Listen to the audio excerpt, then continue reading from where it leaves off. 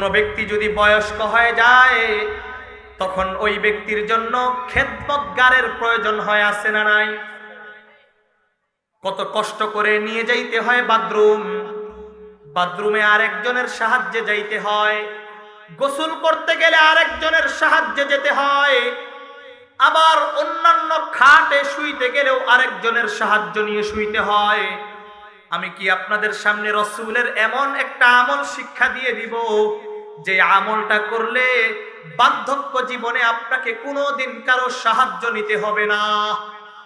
বলবো নাকি? শুনবেন? এই আমলের কথাগুলো কি প্রয়োজন?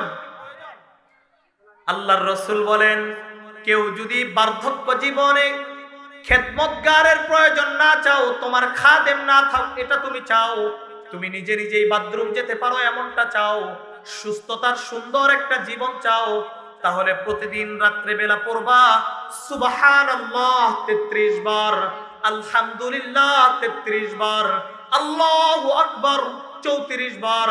আল্লাহর রাসূল বলেন, কোন ব্যক্তি যদি 33 বার 34 বার সুবহানাল্লাহ আলহামদুলিল্লাহ ওয়া লা ইলাহা ইল্লাল্লাহ এটা পড়ে, আল্লাহু আকবার 34 বার, এই কালিমাগুলো 33 আর 34 বার পড়ে, আল্লাহর কসম যতদিন সে বেঁচে থাকবে আরেকজনের শরণাপন্ন কোনো দিনও হতে হবে না। এজন্য করবেন তো করেন ভাইয়া।